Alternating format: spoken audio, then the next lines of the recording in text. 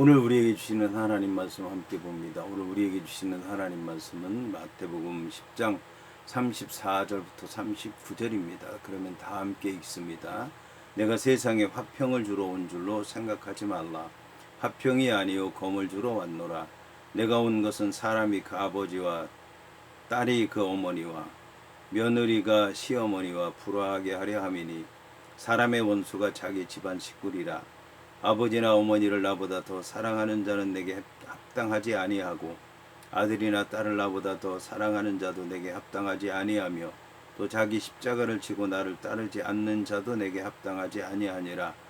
자기의 목숨을 얻는 자는 잃을 것이요 나를 위하여 자기 목숨을 잃는 자는 얻으리라. 아멘. 오늘 말씀의 제목은 칼을 주러 왔다입니다. 그러면 본문의 말씀을 통해 함께 은혜 나누도록 하겠습니다. 이에 본문의 말씀을 보면 내가 세상에 화평을 주러 온 줄로 생각하지 말라. 화평이 아니요 검을 주러 왔노라고 말씀하고 있습니다. 본절 34절부터 39절까지는 제자들이 세상과 겪게 되는 갈등이 반드시 일어나게 될 것이요 세상과의 갈등에서 절대적으로 헌신해야 된다라고 하는 것을 말씀하고 있습니다.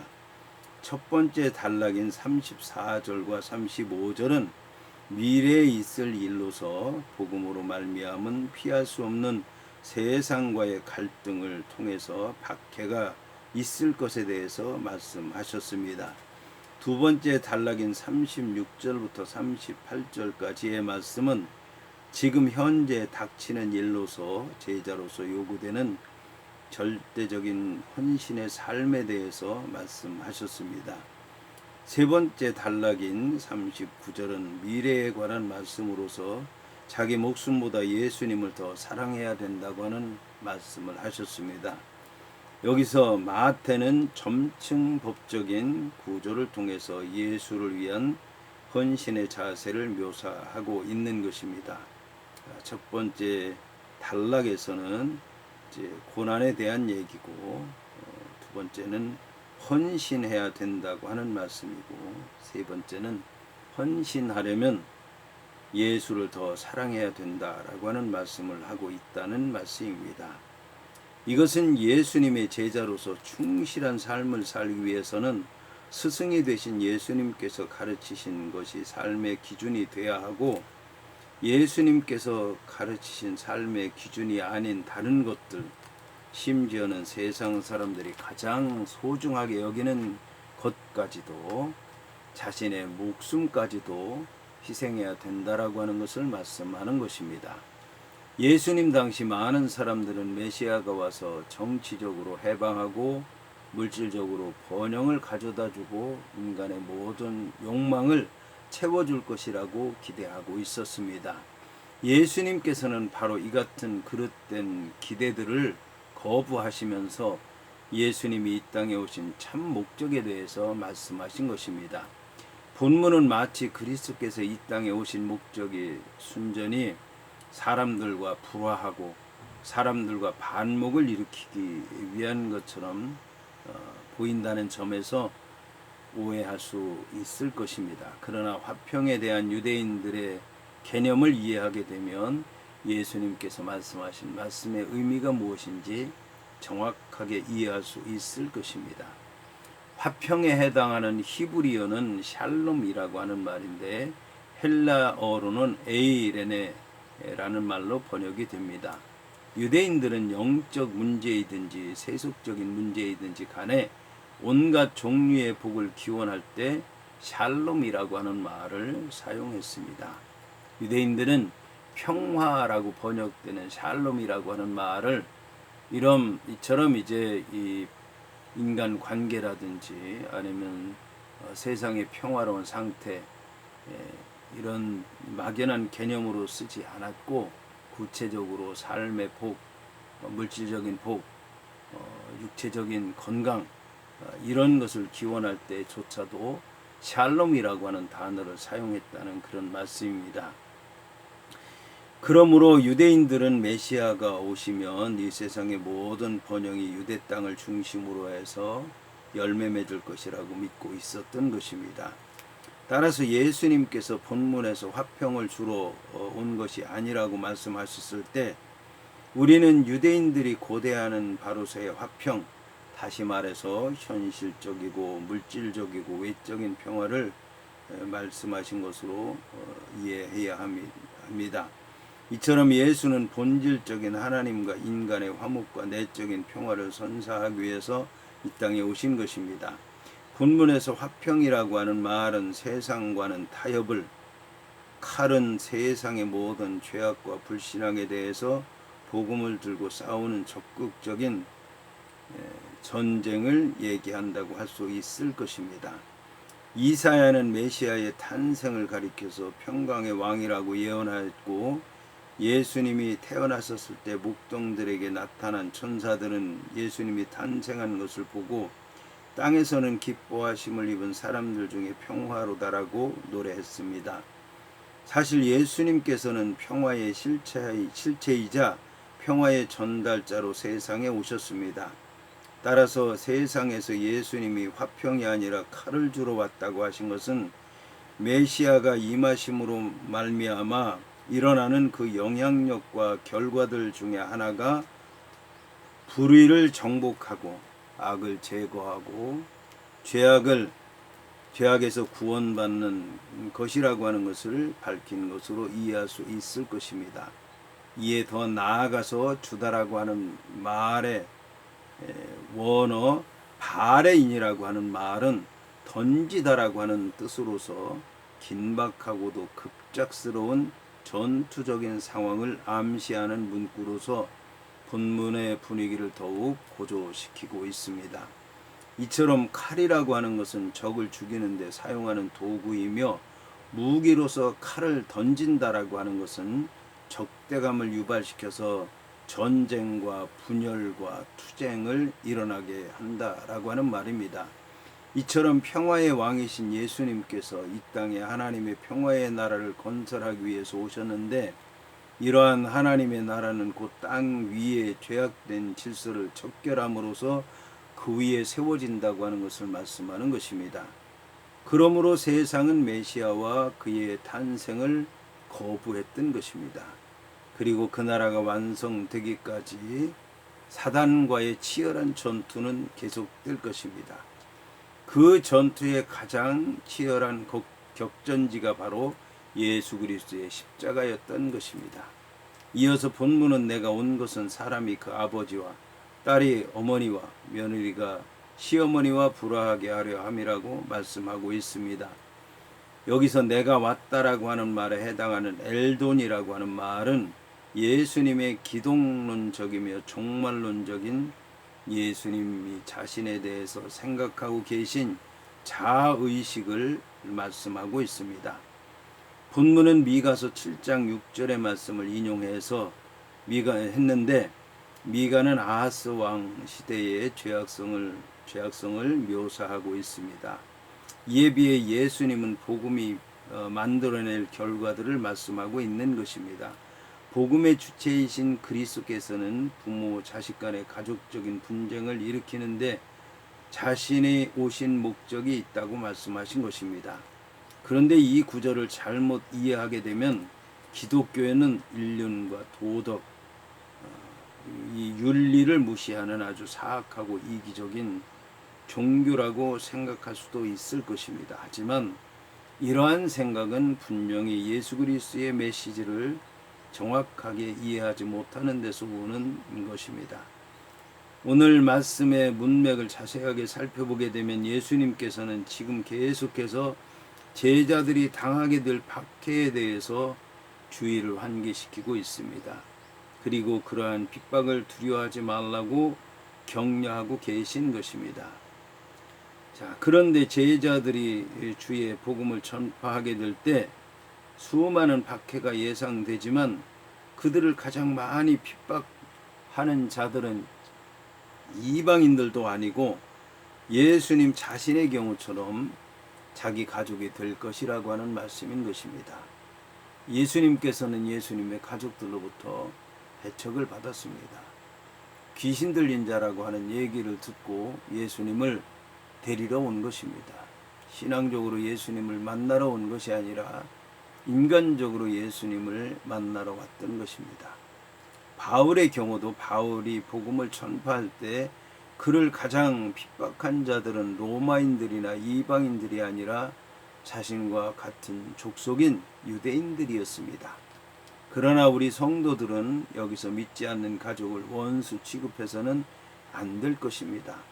적대감을 갖는 것은 믿는 성도들 쪽이 아니라 믿음을 갖지 않는 가족들이기 때문인 것입니다. 한편 본문에서 특이한 것은 젊은 세대가 그리스도를 믿는 사람들로 언급되었으며 이들이 늙은 세대에 대항할 것이라고 말씀한 것입니다.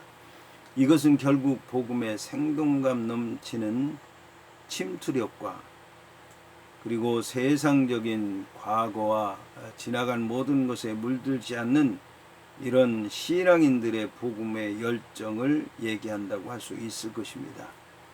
본문에서 불화하게 한다라고 하는 다카사이라고 하는 말은 둘로 나누다라고 하는 뜻으로서 신앙 문제에 관한 한 신자와 불신자의 관계가 마치 기름과 불처럼 서로 하나가 될 수 없다라고 하는 것을 얘기하는 것입니다. 한편 어떤 불신자들은 본문의 말씀을 보고 기독교는 가정을 파괴하는 종교라고 비난하고 또 일부 신자들은 가족까지도 무시하거나 원수 취급을 해서라도 주를 따르는 것이 옳다고 주장하면서 오히려 자기가 앞장서서 가족의 불화와 반목을 야기시키는 경우가 있습니다. 그러나 이러한 현상은 본문의 말씀을 제대로 이해하지 못하는 데서 오는 잘못된 행동인 것입니다. 예수님께서는 본문을 통해서 말씀하시려고 하는 뜻이 자신을 신앙하며 헌신하는 것은 필연적으로 죄 많은 사람들과의 심각한 갈등과 분열을 초래하는 일이라고 하는 것을 가르치는 데 있었습니다. 이어서 본문은 사람의 원수가 자기 집안 식구라고 말씀하고 있습니다. 예수의 복음은 한 가족을 최고의 결속력으로 묶어 주는가 하면 반대로 가족 내부의 심각한 분열을 초래하기도 합니다. 그 까닭은 복음이 본질적으로 파괴적인 성향을 지녔거나 모순투성이이기 때문이 아닙니다. 오히려 복음을 접한 각 사람의 부패한 심성과 반항적인 기질 때문입니다. 성도들이 가장 사랑해야 하는 사람들이 가족들입니다. 그러나 종말론적인 상황으로서 사람의 원수가 자기 집안 식구가 된다는 것입니다. 당시에 예수를 믿는다고 하는 것은 가정이나 공동체로부터의 추방을 의미하는 것이었기 때문에 예수를 따르는 자는 가족들과의 불화를 감수하고 복음의 십자가를 져야 했던 것입니다. 본문의 집안 식구는 육체적인 결속을 통해서 이루어진 가장 친밀한 공동체입니다. 그러나 이러한 육체적인 공동체는 영적인 삶을 살아야 하는 성도들에게 가장 큰 방해거리가 될 수도 있다는 것을 말씀하는 것입니다.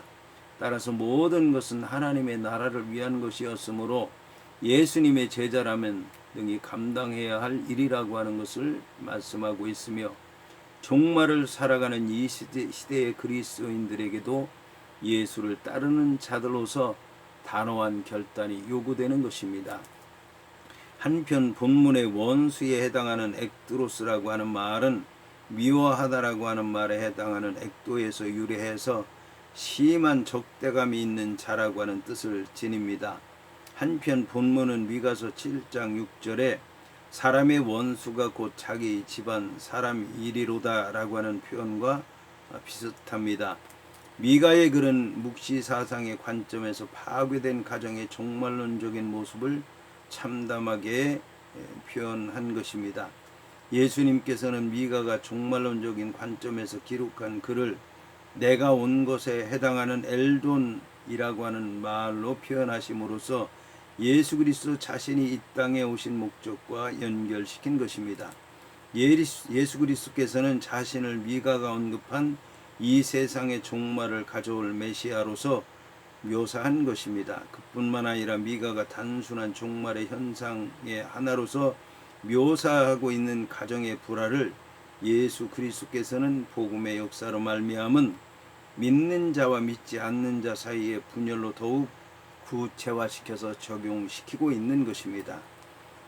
마태가 마태복음을 기록할 당시에 마태가 속한 공동체나 그 외에 많은 그리스도인들은 예수를 믿는다고 하는 이유로 말미암아 혹독한 박해를 받고 있었습니다. 심지어 예수 믿는 그리스도인들은 자신의 가족들로부터 신앙의 문제로 말미암아 버림을 받기까지 했던 것입니다. 마태는 바로 본문에서 예수 그리스도의 말씀을 상기시킴으로써 유대인의 전통과 구약 성경을 잘 알고 있는 유대인 공동체에 속한 그리스도인들에게 그들이 받는 고통과 어려움을 이미 구약 성경에 말씀한 일이며 구약 성경에서 말씀한 일이며 또 그리스도로 말미암아 받게 되는 핍박은 오히려 당연한 일이라고 하는 사실을 강조하고 있는 것입니다. 이어서 본문은 아버지나 어머니를 나보다 더 사랑하는 자는 내게 합당하지 아니하고 아들이나 딸을 나보다 더 사랑하는 자도 내게 합당하지 아니하니라고 말씀하고 있습니다. 이 구절은 예수께서 제자들에게 자연적인 성품에서 나온 혈연적이거나 인본적인 사랑보다는 더 큰 사랑을 요구하시는 장면입니다. 예수님께서는 그 어떤 것보다도 더 우선해서 자신을 사랑해야 한다라고 하는 것을 말씀하고 있는 것입니다. 그렇다고 해서 본문이 가족을 사랑하는 것을 전면 부정하는 것은 아닙니다.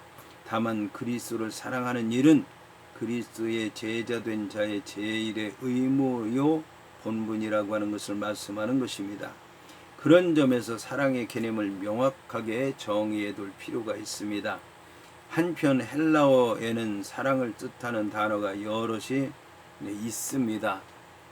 에로스라고 하는 말은 남자 여자의 사랑의 관계를 얘기하는 것이고, 스토로게라고 하는 것은 부모와 자식의 사랑의 관계이고, 필로스는 이제 우정과 같은 사랑의 관계이고, 아가페는 이제 신적인 사랑, 하나님만이 하는 그런 사랑인데, 본문에 언급된 그 사랑이라고 하는 말은 이제 필레오라고 하는 말이고, 또 윤리적인 사랑을 나타낼 때는, 영적인 사랑을 나타낼 때는 아가파오라고 하는 말을 씁니다. 이 아가페의 사랑은 남녀 간의 육체적인 사랑이나 가족 간의 애정을 넘어서서 절대적인 신뢰와 모든 것을 초월한 종교적인 사랑을 나타내는 것으로서 그리스도에 대한 사랑이 주로 아가페라고 하는 용어로서 쓰여집니다. 그리스도는 이 점을 분명히 하시면서 자신의 제자들에게 자선이나 또 남은 힘을 가지고서 예수님을 사랑하는 것이 아니라 우선적으로 최고의 가치를 두고 하나님께서 우리를 사랑하신 것처럼 우리도 예수님을 사랑해야 된다라고 말씀하신 것입니다. 본문에 내게 합당하지 아니하니라고 하는 말씀을 직역하면 그는 내게 가치가 없다라고 하는 말씀입니다. 이러한 본문의 내용은 본절 37절과 다음 절 38절에서 모두 3번씩이나 반복해서 사용했습니다.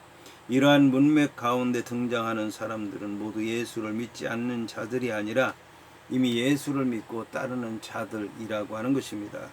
그럼에도 불구하고 예수님께서는 자신의 가족을 자신보다 더 사랑하는 자들은 자신에게 가치가 없다고 말씀하신 것입니다. 여기서 합당하다라고 하는 말에 해당하는 악시오스라고 하는 말은 특정한 평가 기준에 알맞다라고 하는 뜻을 지닙니다. 결국 본문은 그리스도 자신보다 다른 어떤 것을 더 사랑하는 자란 참된 그리스도의 제자가 되기에는 전혀 부적절하다고 하는 뜻입니다. 예수의 제자란 예수를 사랑하는 자가 아니라 예수를 가장 사랑하는 자여야 한다는 것입니다. 이러한 예수의 가르침은 전통적인 랍비의 교훈과 비교할 때 훨씬 더 강력하다고 할 수 있습니다. 랍비의 교훈은 스승을 아버지보다 더 따라야 할 사람으로 제시하기는 하지만 때에 따라서는 제자의 개인의 일을 더 우선할 수 있다고 전제하고 있기 때문입니다. 이에 반해서 예수님의 말씀은 언제나 예수를 우선순위에 두어야 한다는 것입니다. 이어서 본문은 또 자기 십자가를 지고 나를 따르지 않는 자도 내게 합당하지 아니하니라고 말씀하고 있습니다. 여기서 십자가라고 하는 말에 해당하는 돈, 스타우론이라고 하는 말에서 스타우론이라고 하는 말은 십자가에 매달다라고 하는 뜻을 지닌 동사 스타우로에서 유래된 명사로서 동사와 명사 모두 형벌과 관련된 특별한 신학적인 의미를 지닙니다.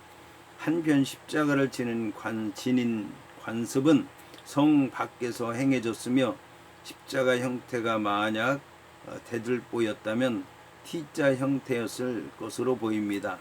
이 십자가는 로마의 사용 도구로서 관례에 따라서 죄수는 자기가 달릴 십자가를 지고 형장까지 가야 했습니다. 로마의 통치에 반대하는 유대 반란군들이 대량으로 십자가에 못 박혀 사형당하는 사건이 이전에 여러 번 있었습니다. 특히 갈릴리를 중심으로 한 유다의 반란으로 말미암아 수많은 사람들이 십자가 형틀의 이슬로 사라져 갔다는 것을 사도행전 5장 37절에서는 말씀하고 있습니다. 그렇기 때문에 갈릴리 출신의 제자들은 십자가란 말이 무엇인지 정확하게 이해하고 있었을 것입니다. 그 당시 십자가라고 하는 것은 단순히 불명예스럽고 치욕적인 죽음을 말하는 것으로서 그리스도를 따르는 제자들은 이러한 시련까지도 감내해야 했던 것입니다. 이것은 자기 부정에 대한 실제적인 요구였습니다. 본문에서 지다라고 하는 말은 그거 감당하다라고 하는 뜻입니다. 여기서 감당한다는 말을 뜻을 지닌 남바노라고 하는 말은 자신에게로 취하다, 자신이 받다, 자신이 붙잡다라고 하는 뜻으로서 십자가를 지는 행위, 증거를 받아들이는 행위, 예수나 예수의 보내심을 받은 자들을 영접하는 행위를 말하고 있습니다. 한편 예수님은 그때까지도 자신의 십자가 죽음을 말씀하신 적이 없으셨지만 적어도 자신께서는 곧 지게 될 십자가를 생각하시면서 본문의 말씀을 말씀하셨을 것입니다. 우리가 참된 그리스도의 제자가 되기 위해서는 온갖 어려움과 고통, 다시 말해 가장 무가치해 보이고 또 억울해 보이는 시련, 또 죽음의 아픔까지도 감내하면서 그리스도가 가신 길을 뒤따라야 하는 것입니다. 물론 예수님의 십자가와 제자들의 십자가는 질적으로나 시간적으로나 큰 차이가 있습니다. 질적으로 예수님의 십자가는 인류 대속인데 비해 제자들의 십자가는 헌신과 충성이며 시간적으로 예수의 십자가는 영원한 효력을 지니는 단 일회적인 사역인데 비해 제자들의 십자가는 계속적인 사역이라고 하는 것입니다. 제자들은 각자의 상황에서 그리스도가 받은 희생과 죽음에 자기의 생명을 내어주기까지 동참하는 충성을 아끼지 말아야 하는 것입니다.